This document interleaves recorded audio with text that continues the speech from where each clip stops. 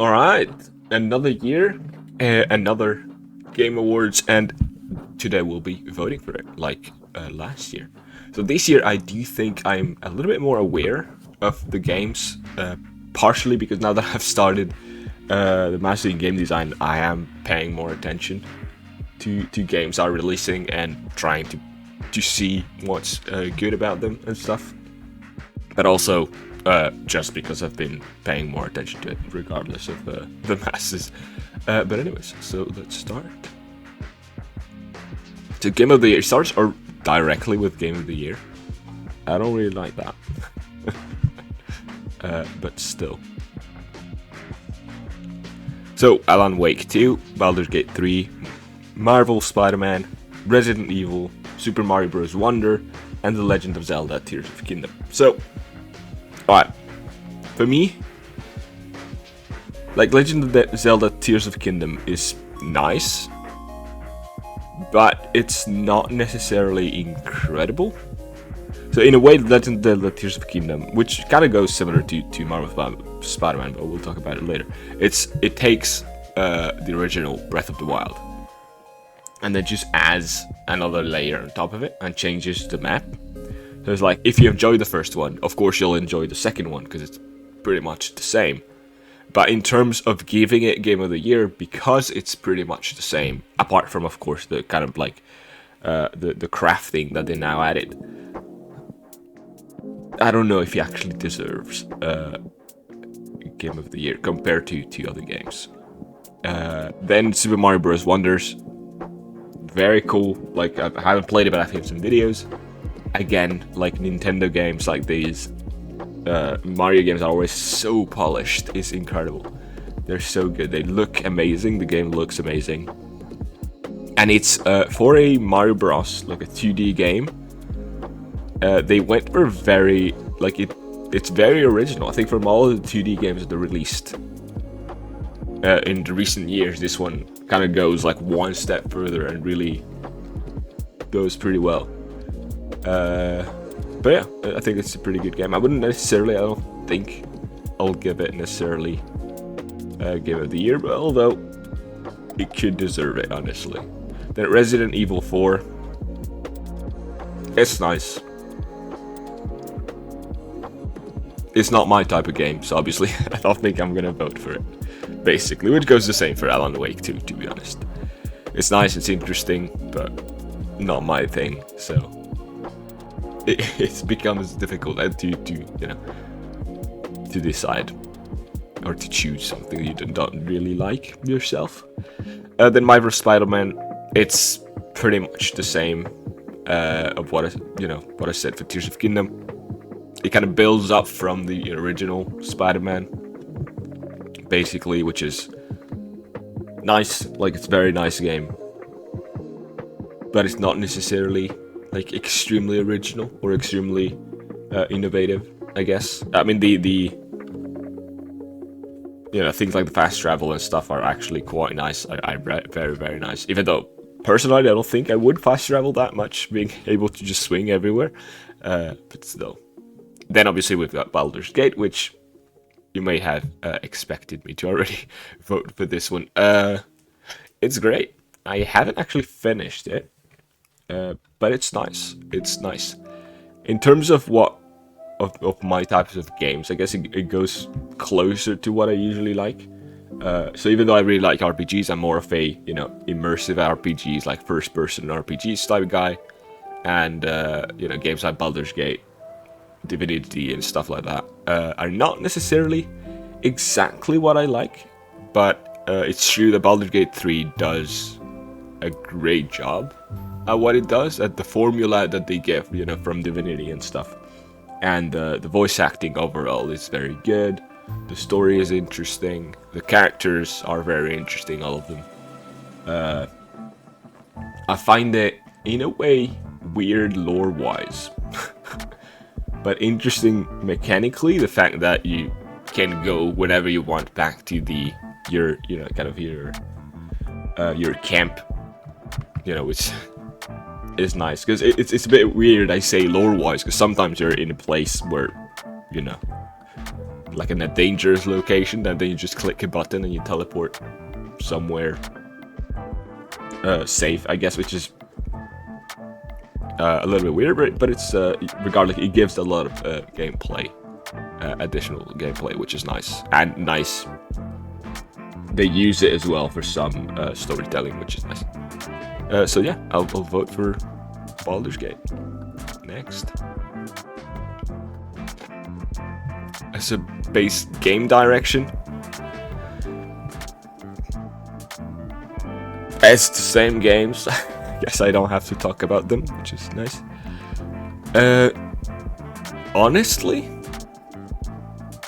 per game direction, like for me, Baldur's Gate, even though it's nice, there's creative vision and innovation in game direction and design. So in these, for me, it's either Alan Wake or Super Mario Bros. Wonder. And I think I'm gonna give it to Wonder, because of what I said. In terms of the Super Mario Bros. 2D games that they've released recently, this one kind of goes like multiple steps further, which I think we should reward, definitely. Alright, best narrative. Phantom Liberty, I did definitely like it. And Cyberpunk is definitely, my type of game, I guess. So Baldur's Gate is nice. The problem I have with games like this, games like Baldur's Gate, is that even though the narrative is nice, it's too long. Like, it takes too long to actually discover the narrative. Like, I started playing now New World a little bit, and it's kind of like the narrative is interesting, but then it's always like you need to get information from X person, and then suddenly that person is not there, and then it kind of every time, like every single little step in the narrative is they add additional extra step to it just to make you do missions. And I feel like in Baldur's Gate it is kind of like that, in terms of there's an interesting narrative, but then they add more steps to make the game bigger and to make you spend more time in a specific area of the game and stuff like that. And even though Cyberpunk kind of does it, but it does it differently, in the sense of your characters are investigating a possible way of, doing a heist, let's say. It's not exactly the case, but whatever. And instead of telling you, oh, you actually have to do all of these first little steps before you get to that heist, before we get all the investigation done, they kind of tell you, well, come back in 2 days, right? And at that point, you can do two things. Either do other things, right? Which is usually what I do. Or you can even just wait, And in that sense, I think if you want to focus on narrative, you have a way to just really just focus on that and spend the least amount of time doing the rest, which is nice. So I think I am going to give it to Cyberpunk. Plus, I do want to congratulate them in a way on the work that they've done to make the game what it was supposed to be, compared to the state in which it released. Even though you cannot, we shouldn't really accept the way that the game released, but still, they still, put an effort and released it in a good way. Best art direction. Okay. So even though Lies of P is not regarded necessarily as a great game, the art direction is nice, and I'm a sucker for steampunk, so I'm tempted, although the art direction for Hi-Fi Rush is pretty nice as well. I have always trouble like giving best art direction to games that are realistic. Like in this case, Alan Wake. Of course, here you do have like the horror and psychological stuff and like the weird visuals, which still add to the art direction for sure. So again, Tears of the Kingdom, I don't think I'm gonna give it to, since art direction, even though they've added new items and stuff, it's still pretty much the same art direction as the first one. Mario Bros. Wonder would definitely be a worthy competitor. I don't know. Honestly, I don't know. I think I'm gonna give it to Hi-Fi Rush. Because I mean, I think it regards specifically to like art, like visual art, and not necessarily music. But art technically involves music as well. Anyways, whatever. Yeah, I'm gonna give it to Hi-Fi Rush, especially because they're doing everything. Everything has to fit musically in the beat of the music. It's true that they do have like all of the animations and everything has to have like a specific range of time in order to make it work properly, and they managed to do that very well. So I think it's pretty nice. All right, next, best score and music. Okay. So Tears of the Kingdom, I don't know. Like obviously, I haven't played it first of all, so I don't know. Whenever it comes to sound, I'll be a bit behind in this time. But so Baldur's Gate is nice, but I don't have. Even though I have played, I don't have any song or anything that I find memorable that much. Hi-Fi Rush, obviously, being a musical game. And the music is pretty good, and it's mostly the fact that it fits perfectly with the game and so on. It's nice, and it's an extra challenge. Final Fantasy, again, I don't know, and Alan Wake, again, I don't really know. So I think I'm gonna give it to Hi-Fi Rush. Like, I can already expect Baldur's Gate to win Game of the Year, so if other games win other things, then it's nice. And best audio design, so this focuses on audio and not on music. So yet again, this one kind of goes similar, but I don't know. So this is the type of thing where you would have to be really playing the game and really immersing the game to kind of feel it. So honestly, the only one I've played is Hi-Fi Rush, so I don't know if I should vote for this one, to be honest, or just give it to Hi-Fi Rush, to be honest. You know what? Sure. I'll just give it to Hi-Fi Rush. Best performance. I really like Idris Elba in Cyberpunk. I think he did a pretty good job. Although I did have a little bit of a hard time, especially at the beginning, to dissociate Idris Elba from the character, you know? But still. As in, whenever I saw the character, I was like, oh, this is Idris Elba type thing. Instead of, this is the character.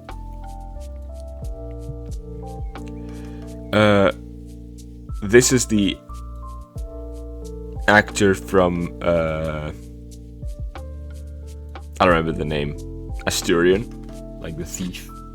Yeah, everyone does regard him as great acting. Although honestly, for Baldur's Gate, if they would have chosen the girl that does the narration, then definitely that would have been like a no-brainer. Boom, that's like the best performance, 100%. But I think because she only does voice acting and no motion capture, it's why she wasn't chosen probably. Which in Jazz case, I'll just give it to Idris Elba. Innovation in accessibility. This is the type of thing that I can't really vote. The only one that I know of in a way is Street Fighter with the new combat system, which honestly is a big selling point as to why I'm interested in actually playing Street Fighter. Because I'm not very good at these type of games. Like, I like fighting games, but I usually don't like fighting games that require such like precise ways to do combos in a way. I like the games that when you button smash you can still do cool stuff, but then if you actually learn stuff, you're gonna do the stuff that you want at the correct time, which is still a lot better. So for that reason, usually Mortal Kombat, Street Fighter are not games that I play. But now that they've added this new system, it's a bit more like that. So honestly, it's actually quite nice. So I think I'm gonna give it to Street Fighter. Games for Impact. Okay. So out of these, the only one that I've played, I mean, Chant of Sennaar is quite nice, but I have not played it. Terra Nil, I have played it. Well, I've played the demo of it, and it's interesting.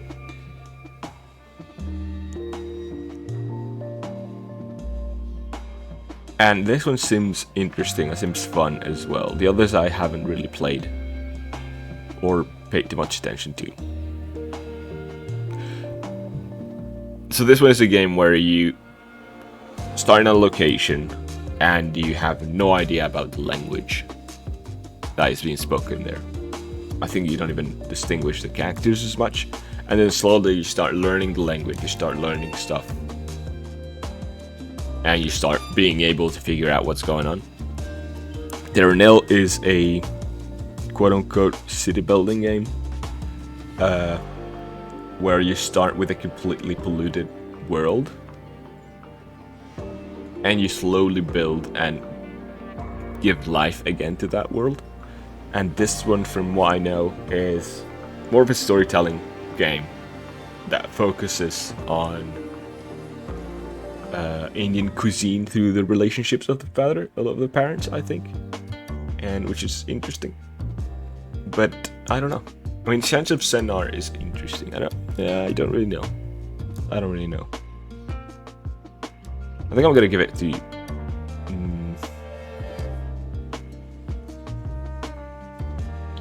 I think I wouldn't necessarily consider this game for Impact. I think I'm gonna give it to Ambassador, sure.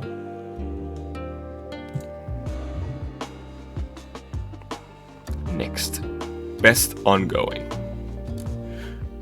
Alright.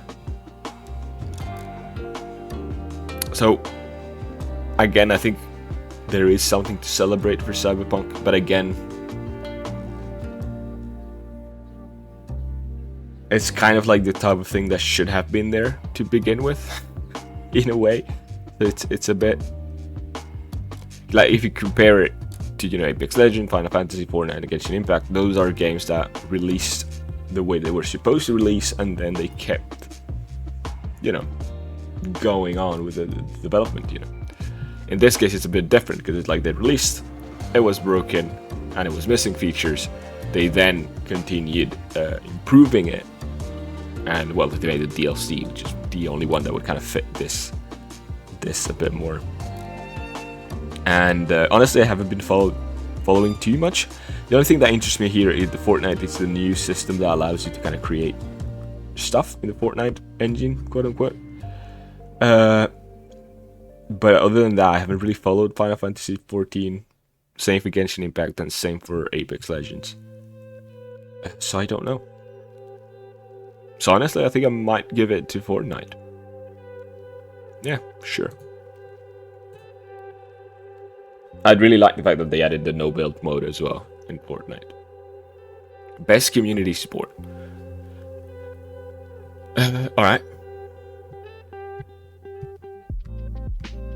So for this one, I don't really know, but a friend of mine has told me that they've done some nice community stuff around No Man's Sky. So honestly, because Cyberpunk, even though I've been following Cyberpunk, apart from, releasing update, I don't know of anything specific that they've done with the community. So I think I'm just gonna give it to No Man's Sky. Best independent game. Okay. So Cocoon, very interesting. But the whole game bases itself in a one single mechanic, which is interesting. But not necessarily incredible. Dave the Diver is a game that is a bit too long for its own good. It has too many things, but it's extremely well done, and there's so much love put into everything that they've done, which is very interesting and very cool. Dredge is very interesting as well. And Sea of Stars, more of a narrative, I guess, game. And Viewfinder It's kind of similar to Cocoon in a way. The whole game is based on one single mechanic.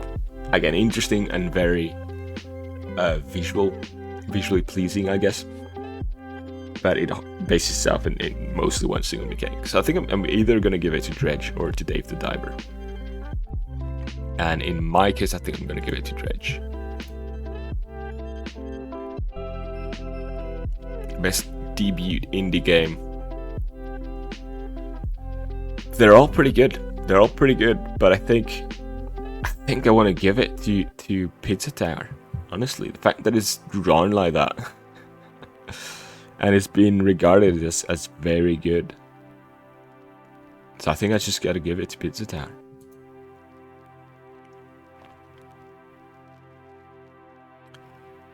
Alright, best mobile game. I have not played any of these. So obviously Monster Hunter now, it's basically a Pokemon Go, right? And it's even made by Niantic. Terranil, same one. Star Rail, which is similar to Genshin Impact, right? Final Fantasy 7 and Hello Kitty Island Adventure. I don't know, I feel like the only one I've heard of people playing, at least people, you know, my age, or that surround me, I guess, is Monster Hunter. So there you go. Best VR AR. So again, for this game, the only one I've heard of, they said that was pretty good, was Horizon Call of the Mountain. So I'll go for this one. Even though this game, like, it's probably well done. It's one of the types of game I think that translate to VR very well. All the climbing games also. So I think, yeah, I'm gonna go for Horizon. I'm gonna trust my contacts, I guess. Best action game.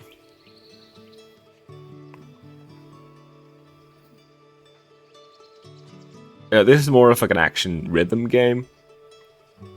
Remnant 2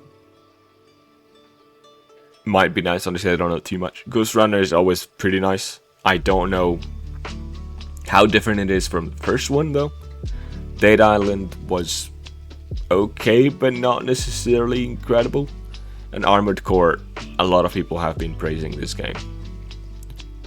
So I'm gonna go for Armored Core. Not my type of game, but seems nice. Best action adventure. I don't know. I don't know what to vote. Like Sour Jedi Survivor, I'm assuming if you like the first one, you're gonna like this one as well. Although it also released a little bit quonky.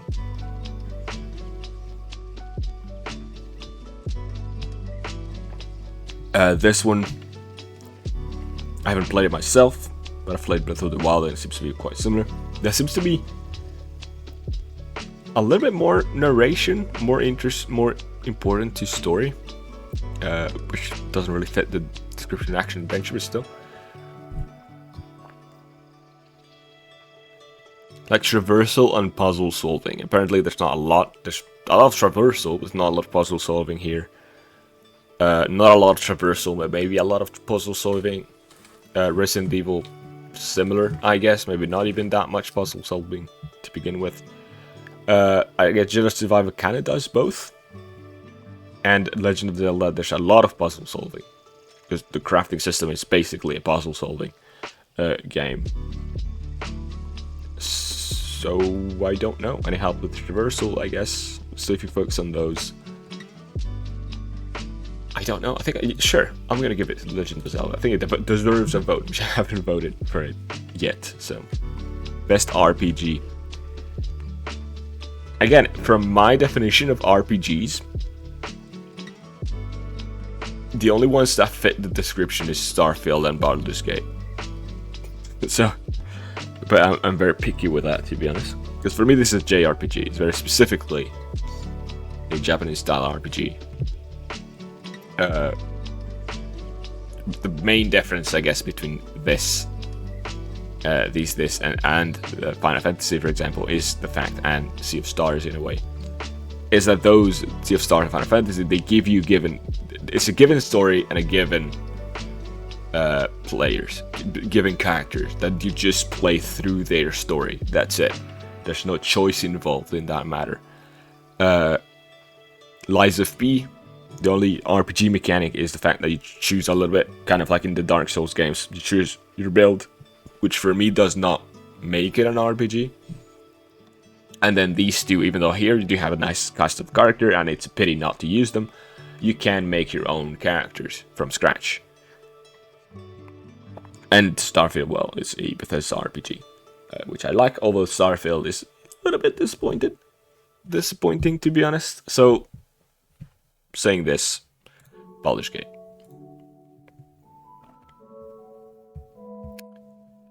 Best fighting game.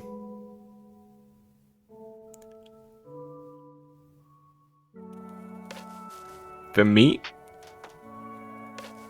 I have to go for Street Fighter. Like the whole single player mode, plus the multiplayer mode, plus the new innovations in terms of like gameplay and stuff that make it more accessible for everyone, for people like me that don't like these type of games usually. It's very nice, and I have to give it to it. It's a very good step in a good direction, in my opinion. Best family game. Like, for me, it's the same. Like, even though Super Mario Bros. Is somewhat regarded as a family game, it's more of a single player game. Like, I don't know, I'm assuming you can play co-op, but it's still mostly a single player game. And so for me, the best actual party game, which is not, to play with family, but it's play with people, is Party Animals. And obviously you can't play with family.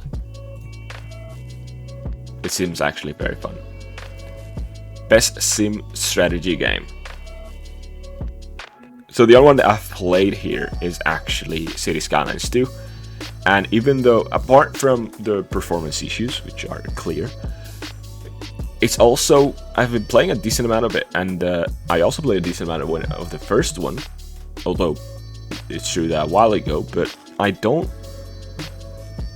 see that much the difference. Like, sure, there's some things that are different. The way that you do electricity is different. The way that you do water is slightly different as well. The fact that it's mostly just connected by the roads themselves, that you don't have to have like a whole kind of network underneath. Like, other than that, I don't see the difference. Is kind of like you took Cities Skylines, changed a couple of things, and released it again. I don't really see how much it has improved. Then the other ones, I just really don't know.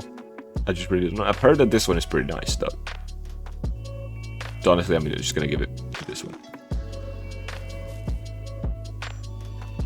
Alright, best sport racing game. I mean, if you ask me, out of all of these games, the only one I'd be interested in playing is Hot Wheels. So there you go. I don't think I have to think about it too much. It's a bit unfair, I guess, because it's not necessarily the best one. It's more like the one that I would be playing, so the one I'm the target for. But still. Best multiplayer. So obviously Baldur's Gate. It's a great multiplayer. Like, if you play with other friends and stuff, can be very, very nice.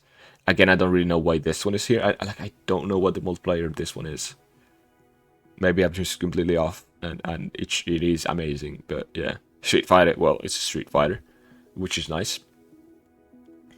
Party Animals is very fun, and Diablo 4. Diablo 4, it's like, people like it, but it's not incredible. And there's the best multiplayer. I mean, this one is, if you like, role-playing games, this is just great to play with friends. It like emulates a, D&D campaign very well, I guess. So it is pretty good in that regard. And Party Animals just just play a couple of games, have fun. It's a different experience. I don't know. I think I'm gonna give it to Baldur's Gate. Sure.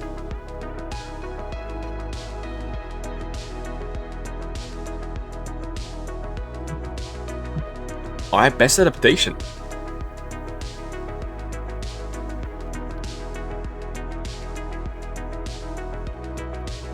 Okay. So I haven't seen this movie, but it looks quite decent.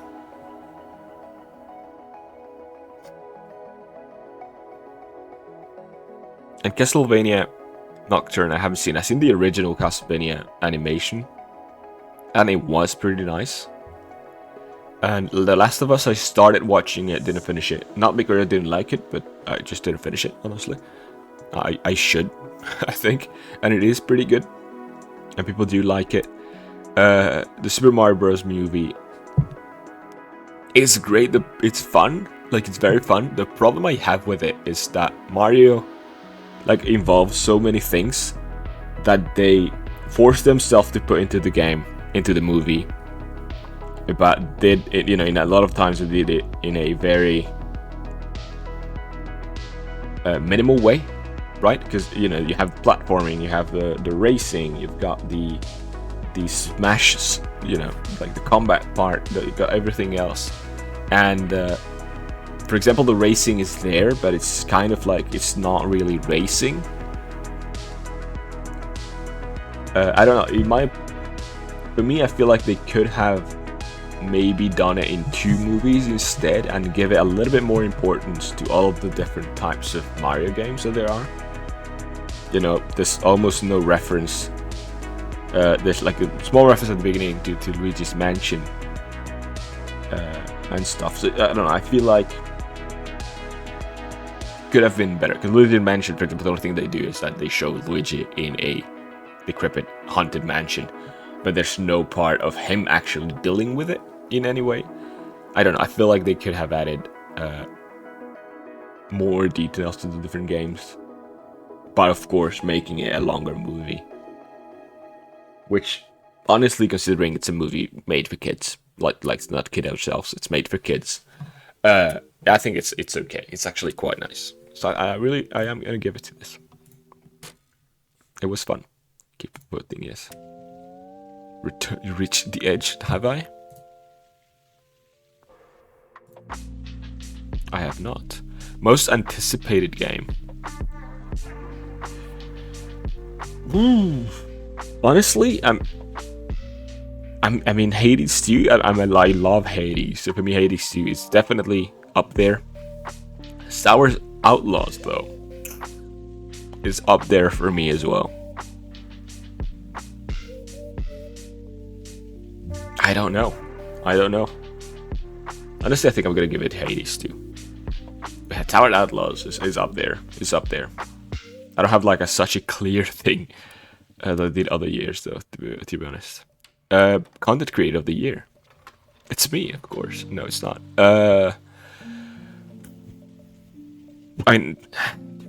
I know Iron Mouse.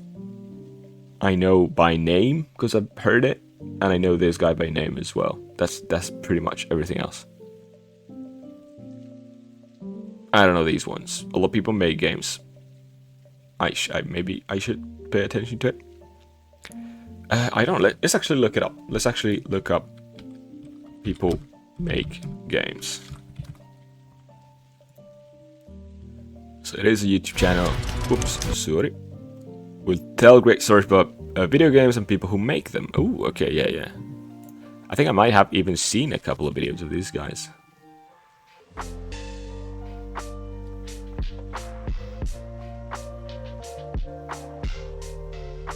I have not, but I should. Alright, well, regardless. As a game developer myself, that seems like a good place to go. Best esports game.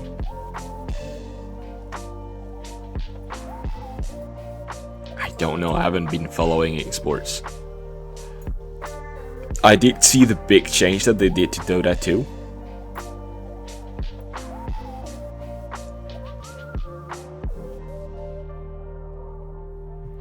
Obviously Counter-Strike, but honestly for me it's not. They didn't make that many changes, to be honest. Like apparently most of the focus has been to the back end, to be honest, and you know the smoke. That's pretty much it. PUBG Mobile, honestly I don't know. I'm gonna give it to Dota, sure. Best esport athlete. No idea. I just have no idea.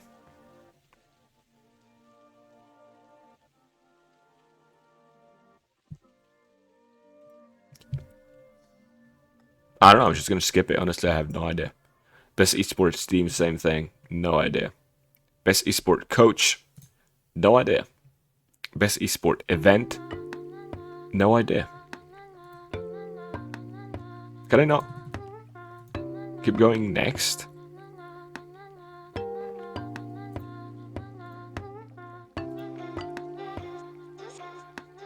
Oh, is that it? Okay. I guess that's it. Yeah, 27 of those, 4 that I'm not voting for. Alright, so I guess let's go back to this. Alright, so that was it. Another year, another vote for the Game Awards. Yeah, I mean, it was a great year, to be honest. Especially for me. Just the fact that we have Baldur's Gate, Cyberpunk DLC, and Starfield. It's nice. And the fact, honestly, it really, from a company like Bethesda Game Studios, to not have their game on even as nominated for the Game of the Year, I think they have to start rethinking stuff, to be honest. I think the biggest problem with Starfield is that it's missing personality a lot, you know. It seems like they took the formula that they have for making RPGs, and that's all they did, and they added that in a sci-fi setting. And I don't know, it feels like, because like Todd has talked a lot about making the game playable for a decade, right? And it's bullshit. Like, the only thing that makes it playable for a decade, not playable as in enjoying it, but as in you have the amount of content to do that, is because there's a lot of procedural missions, which are not fun. They're like, oh, you've got the bounty of this character is over there, and then you go there, and there's a bunch of ships, and you kill everyone, and that's basically it. Done. You've done the mission. It's not meaningful content, right? And I feel like, for me, all of the faction missions are actually quite short. The New Game Plus is interesting, for sure. But it feels like, I don't know, like, I haven't played it that much. Like, for example, I've heard that they are, the way the New Game Plus, I am going to spoil it a little bit, but the way the New Game Plus works is that when you finish the game, you basically travel to a new dimension, and in that new dimension is basically as if you would start the game from scratch, but you keep your character, kind of, and you lose, you know, your ship and your inventory, I guess, but everything else you kind of keep. You know, you level and so on. But then the world is pretty much the same. There is some worlds, some dimensions which are slightly different. They add some funny twist to it, which is nice, but for the most part, it's the exact same thing, which means that the missions are going to be the exact same things, the story are going to be the exact same things, etc., which for me doesn't motivate me to play more. It's kind of like, what, you want me to just start again with the same character? I just rather, you know, if you would do that with Skyrim, for example, I would just rather, and Starfield ends up being the same, which is, I'd just rather play it again, but with a different character that has different abilities, different ways to tackle certain things, and that's it, you know. Which is also comes to the other thing. In Skyrim, for example, there's a big difference between playing a warrior and playing a mage and playing a stealth archer, right? Let's say, but in Starfield, the gameplay ends up being quite similar, regardless. Like, you can be a guy focused on heavy weapons, or you can be a guy focused on like long range snipers and stealth in a way. And it's, the game doesn't necessarily allow you to do stealth that much, therefore you end up being in fights, you know, in shoot, you know, yeah, in shootings. Anyways, so the gameplay itself doesn't actually end up changing that much. And even though for example, the abilities that they give you, the kind of magical abilities that they give you, are interesting, but for me are unnecessary in a way. Like, you decided to change, you know, IP, and decided to go for a more quote-unquote realistic sci-fi. Why don't you keep it that way? Why did you have to go to add like another magical aspect to it? And now you have abilities the same as you did in Skyrim. Why? Because they work exactly the same as you did in Skyrim. I don't understand why they went for that. I personally, I don't understand it. Like, I like the Dimension stuff, but why the other magical stuff? Like, Dimension stuff, as in the New Game Plus, is interesting. Sure, I accept it. But why the abilities? I don't know. I feel like the story could have been more interesting if it would have been more about finding out about these new, like, higher level intelligent species that then allow you specifically to travel between dimensions, for example. I think the story would have been more interesting than having it's just humans, but humans with powers, because you have powers as well. I don't know. It's so you have that, and at the same time, it's just the way that the whole. Yeah, I feel like the stories, even the story, the different story arcs and the different guilds, let's say, the different factions are interesting. They are very short. And I feel like it's very bland. It could have been how it just needs a lot more personality overall in everything. And in a way, again, like, having both the outposts and the shipbuilding is also unnecessary. They should have focused on one and made it a lot better and more interesting.